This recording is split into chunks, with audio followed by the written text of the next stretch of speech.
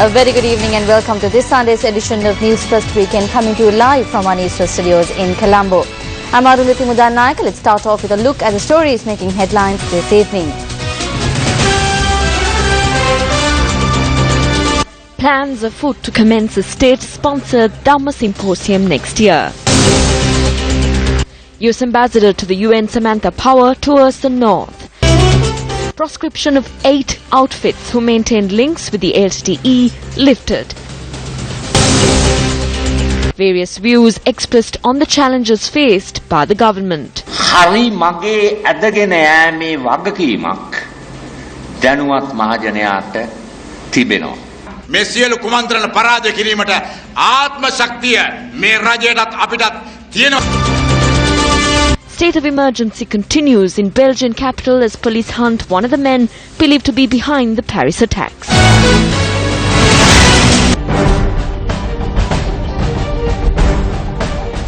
President Maithripala Sirisena declared open the Mahatma Gandhi International Centre in Matale today. The centre was built at a cost of 88 million rupees with financial assistance from the Indian government. Mahatma Gandhi Charitaya. I have great appreciation for the character of Mahatma Gandhi. I have great respect for Mahatma Gandhi. When it comes to gifting power rather than holding on to it, I do not think we have learnt of a greater personality in world history than Mahatma Gandhi. Vishwa Charitayak, Shrestha Charitayak kapi kewala naha. President Maithripala Sirisena also unveiled the statue of Veera Monaravila, Kapatipola Mahadisava, which has been erected adjacent to the public library in Monragala. The unveiling took place parallel to the 197th birthday of Kapatipola Mahadisava. President Sirisena also attended a religious event in Habardua yesterday. The event was organised to felicitate Venerable Happawatha Revata Thera on his appointment as the Chief Sanganayak of the Gaul, Vallabhada region of the Kote Sri Kalyani Samagri Dharma Mahasangha Council, and to mark his being awarded the honorific Kirti Sri Chinaratana. There is a need for us to organize a Dhamma Symposium with the participation, guidance and consultation of the Mahasangha led by the chief prelates. As a new government, we are making preliminary plans for this. We are hoping to commence the discourse and adopt the Act at the beginning of next year, and at the same time we will consider the Temple Lands Ordinance and the Dhamma Symposium to ensure the progress of the Sambuddha Sasana.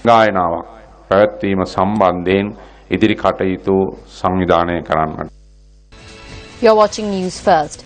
US Ambassador to the United Nations Samantha Power, who is currently on an official visit to Sri Lanka, visited Jaffna today. Upon her arrival to Jaffna this morning, the visiting US Ambassador to the United Nations met and held discussions with the Governor of the Northern Province, HMGS Palihakara. Thereafter, Ambassador Samantha Power called on the Chief Minister of the Northern Province, C.V. Viganeshwaran, at the Chief Minister's office.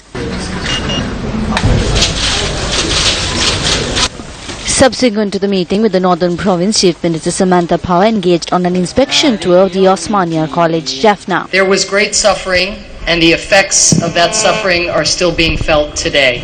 Without reliable access to schools like Osmania, a whole generation of young people suffered from limited educational opportunities. I know that this community, like the rest of Jaffna, the Northern Province, and all of Sri Lanka, are still rebuilding and recovering.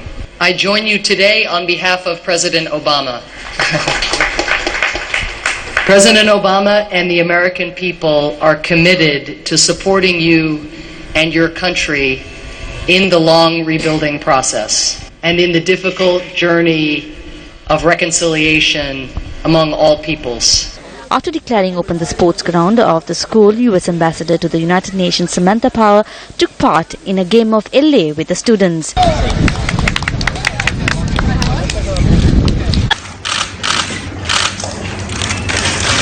Thereafter, she toured the Jaffna Library, where she met with members of the media in the Jaffna district who handed over a petition stating the facts on the harassment they faced. Upon her arrival to the island yesterday, US Ambassador to United Nations Samantha Power held discussions with Sri Lankan Foreign Affairs Minister Mangala Samaraweera on ways to strengthen the bilateral relationship between Sri Lanka and the United States. In our meeting, we discussed about working together to ensure that the people of our country benefit from these changes and from the peace and democratic dividend. Ways of making our partnership stronger, including enhancing bilateral trade and investment. It is challenging path that we have chosen for ourselves as a nation. We have a long way to go, and this is the first time that the people of Sri Lanka require the assistance of the international community to ensure that our gains are built upon, the dreams of our people are realized, and we define and create our future today by our hopes and aspirations without being held back anymore by the fears and prejudices of the past.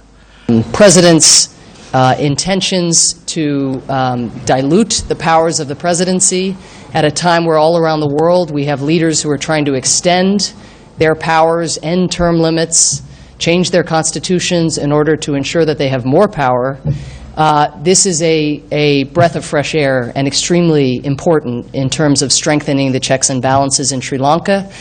There are a lot of difficult things that are happening around the world, and Sri Lanka really stands out as a place and a people who have given the world great hope.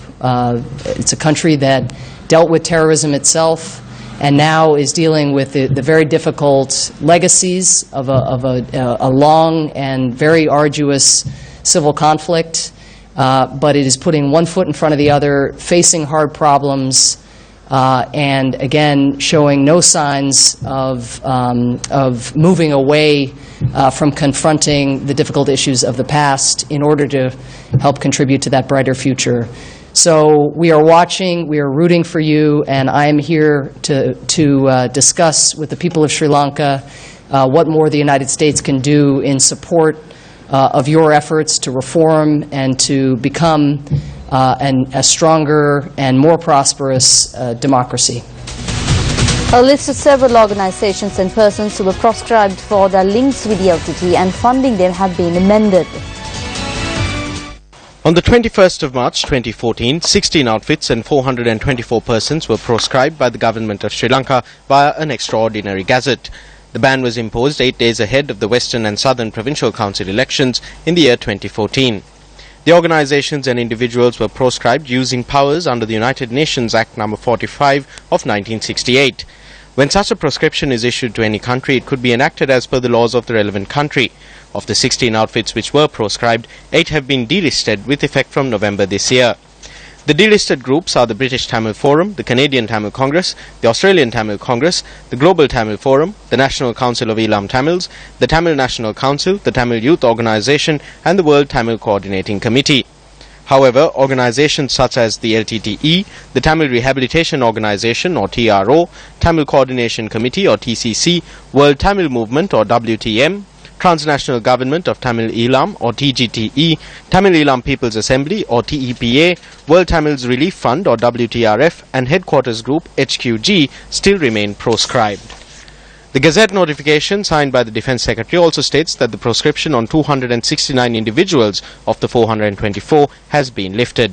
On its official website, the Ministry of Foreign Affairs says that the United Nations Regulation No. 1, approved by Parliament in 2012, obliges the government to review and update its list of proscribed organizations at least once a year. The statement reads further that some of the proscribed individuals were even dead at the time of proscription, including one individual who died 8 years prior to the proscription. The Ministry of Foreign Affairs says the new Gazette notification has been issued after a comprehensive and careful review of the proscribed organizations and individuals conducted by law enforcement and intelligence agencies. Speaking at an event held in Mullaitivu today, the Deputy Chairman of the committees in Parliament, MP Selvam Adekkalanandan, commented on the amendment of the list of proscribed persons and institutions. As a result of several persons and institutions being removed from the prescribed list, they are now prepared to return to the land of their birth. They will assist the country. Although they wish to work for the country, they were unable to come here in the past. We will attempt to have the names of others on the prescribed list removed in the future. Minister of Health, Nutrition and Indigenous Medicine Dr. Rajitha Senaratne says that the government is confident that it can defeat all forms of conspiracies. I have toppled and even formed governments during my long political career. However, we are not happy with any of this. We are happy about what we toppled, but not about the ones we created.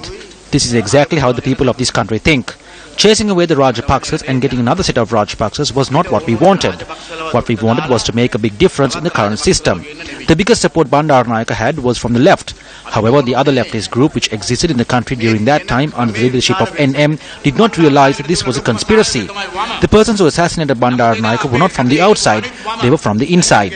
එදා බණ්ඩාරනායකව මැරුව කට්ටිය හිටියේ එළියේ නෙවෙයි ඇතුලේ. ඒකින්ද මතක තියාගන්න මේවා ඇතුලේ ඉන්නවා බුද්ධ රාජ්‍යතලා. ඇතුලේ ඉන්නවා සෝමාරාමලා. ඒ කට්ටිය නැති වෙන්න බෑ. මේකයි. This was valid then, and it is valid now, and will be valid in the future too. We have to identify these traitors. So this crisis and your crisis are not two separate crises, but one. Remember that the government and us all have the confidence that we can defeat these conspiracies. The minister made this statement while addressing the annual general meeting of the Telecommunications Employees Association in Batramulla today. The conference organised with the aim of reviewing the People's Revolution which came into being with the role of the common candidate was held in Colombo today. The conference, which was organised by the Maitri Mitro organisation, was held at the Colombo Foundation Institute last afternoon. What will the future hold for us is the question that is before us. We are living in a society where a 14-year-old child strangles a 7-year-old to death. Then we ask Kondya what his future aspirations are, and Kondya says that he intends on entering politics. Who created this society? The people of this country accomplished a historic duty on the 8th of January this year to rid this country of this fate. Many people meet us and ask how good governance is. And when people ask this question, we are quite ashamed. Every cloud has a silver lining. The society seems to be enjoying freedom more than ever. But one negative point is that this government too is more inclined towards friends and family. The other is that the law is not implemented to everyone equally. The best example is how the law was implemented regarding Lalit Veeratunga and Anusha Palpita, who were two very prominent state officials. Those who were accused of serious crimes and corruption have been given the freedom to speak to the President and the Prime Minister about the investigations process. They come before the media and say what they spoke about. I don't think this is a suitable state of affairs. The most serious issue is that there is no alternative faction in the country instead of the government at present. Therefore, it is the responsibility of the general public to take this government on the right path. Minister of Housing and Construction Sajid Premadas expressed his ideas about the budget at a meeting held at Veeravilla in Tissamaharama. Minister Sajid Premadas stated that this year's budget has initiated a revolution in his ministry. This year's budget is a favourable one for the Ministry of Housing and Construction. It's with great pleasure that I remind you that 4.5 billion rupees has been allocated. It's with pride that I say that the son of Ranasinghe Premadasa is ready to do his maximum to develop the rural housing sector. This has become a loathsome budget to several ministers in the opposition. They say that this budget has no aim. This doesn't include fraud and corruption, so thieves can consider this as a budget with no aim. The importance of this can only be felt by the ordinary man. පොඩි මිනිහටයි රෙද්ද බැනියම සර්ම shirt එක අඳින ගොවියටයි දීවරයටයි කම්කරුවට තමයි අපේ අයවැයේ රහ තේරෙන්නේ. The IUSF or Inter-University Students Federation expressed their views about the 2016 budget at a media briefing held in Colombo today.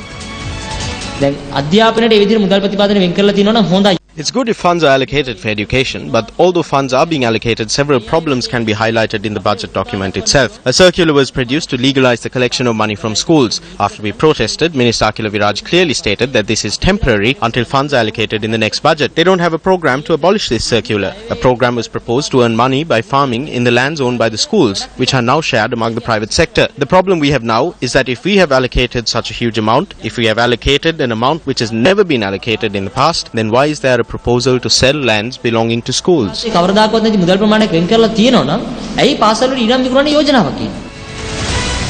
some views on the budget expressed at several political events held today. Many said various things about this budget.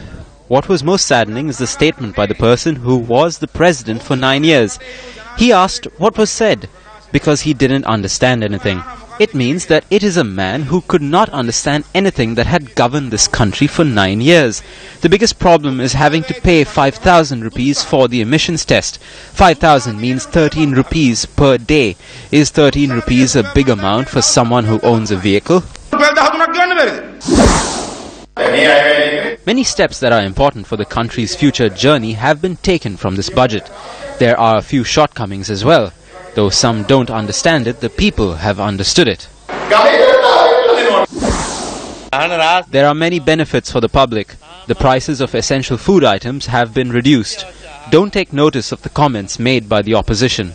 The cost of living will not go down just because the price of dried fish is reduced. When a budget is presented by a new government, it is the normal practice to present proposals that fulfill the aspirations of the public. That tradition has been set aside. From what I can see, there are issues with regard to calculations as well. While many concessions are promised through government budgets, are the people reaping the benefits of these concessions? One of the key features of the 2016 budget was a decrease in prices of 11 consumer goods. It was proposed through the budget that potatoes would be sold at between 75 and 85 rupees a kilo, and that big onions would be sold at between 85 and 90 rupees a kilo. The budget also imposes maximum retail prices of 169 rupees per kilo for chickpeas and dal and 418 rupees for a kilo of sprouts. The price of a 1 kilogram packet of infant formula has also been reduced by 100 rupees. The maximum retail price for a 400-gram packet of locally produced milk powder is at 295 rupees. It was also proposed that the price of a 12.5 kilogram domestic gas cylinder will be reduced by 150 rupees. It has been reduced, but we haven't received it yet.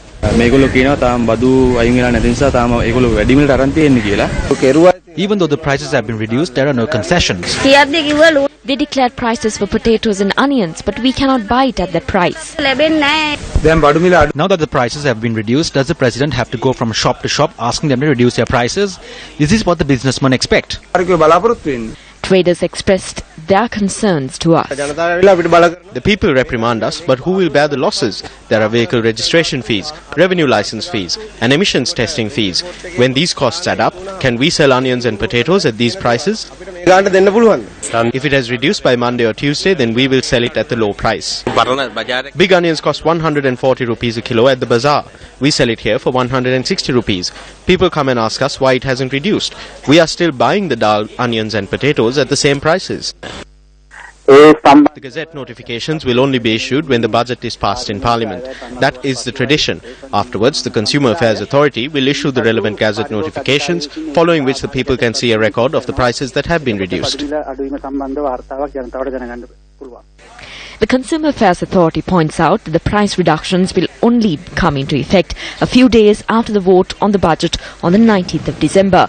Nevertheless, consumers say that after the reduction in the price of kerosene by 10 rupees a litre, they were able to purchase the fuel at certain filling stations at the reduced price last morning. When we heard on the TV that it had been reduced, we went to the filling station to buy kerosene, and they were selling it at the reduced price. But my wife told me later in the day that it was a mistake and that the prices have not reduced. We do not know if this is the truth or a lie. The manager called and asked us to stop selling kerosene, so we stopped in the morning. Maybe the corporation had informed him that it has only been proposed in the budget and it has not been passed. He asked us to sell it at the same price. Meanwhile, the president of the Sri Lanka Vehicle Importers Association points out that the prices of several types of vehicles will increase as a result of the budget proposals. The increase has only come as a result of the changes in the budget. At the same time, there was a change in value on the 18th of October. When considering the change in value, the price of a highest van, for example, will increase by 3 to 3.5 million rupees.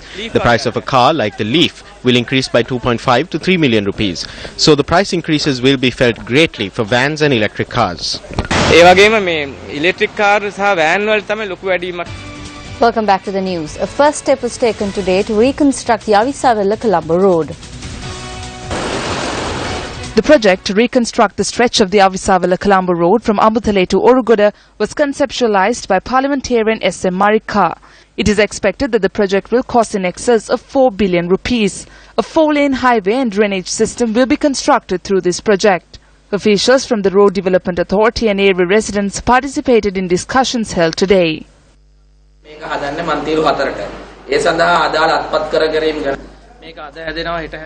Politicians have consistently promised us that this would be built, but we were under a lot of stress. We can have hope again now. Surveying has been taking place since the time of the former government in 2008. The people were inconvenienced for several months. I think that now, as a result of our discussions with MP Marikar, the government has intervened in this matter. The people of Kolonnawa must express their gratitude to the MP for this service. The MP has a great deal of enthusiasm. From the day I was appointed, he has been saying that this is the first task we must undertake for Kolonnawa. MP SM Marika says it is hoped that the road reconstruction project, which will commence in February, will be concluded within 2 years. In the recent past, the road from Monoragala to Colombo was reconstructed up to Ambatale. We saw this and noted that a person who travels in a bus from Monoragala will fall asleep easily while travelling through the marijuana plantations. But about 3.5 hours later, when the bus starts to jolt, they know that they are close to Colombo and that they are now in Kolonnawa. We said that we would make this project a reality, and so we organized discussions with the Chairman and Director General of the RDA and the area residents. We spoke about how to expedite and complete this project on the instructions of the Honourable Prime Minister and the Highways Minister. We will build this road and the transformation of Kolonnawa will start here. Investigations are underway in an effort to find a woman who allegedly went missing in Galenbindanuwava 2 days ago. The missing woman has been identified as a 49-year-old mother of 3 and a resident of the Kaluobe village in Galenbindanuwava, Anuradhapura. She was last seen on the evening of the 20th when she had left her house to bring back the cattle. There were a few fingerprints. There were also a few footprints along the path which haven't been erased as yet. We showed the footprints to the constables, but since it was dark, they were not visible. Locals say the woman milks and ties the cattle on a daily basis. That area is used mostly to tie the cattle, so there's no way she could have encountered a wild animal there.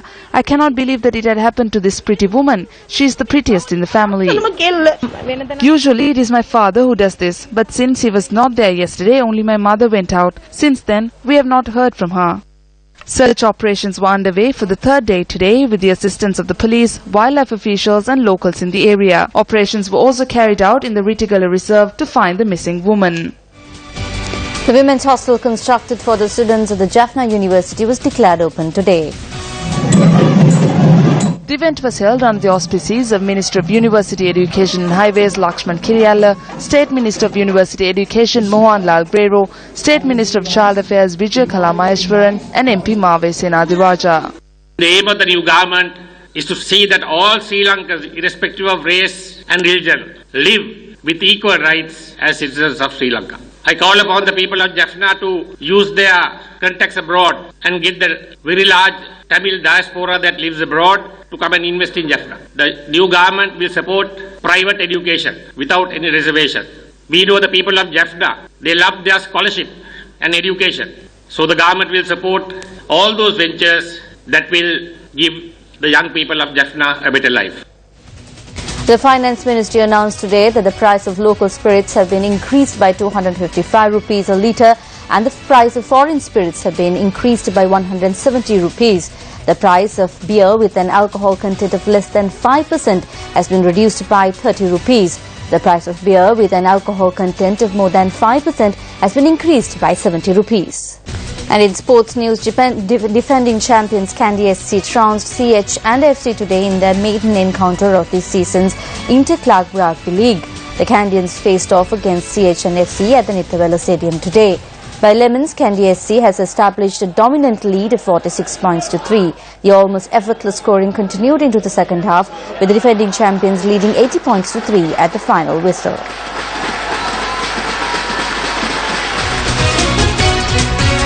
With that, we wrap up tonight's edition of News First Weekend. Thank you very much for joining us. Good night.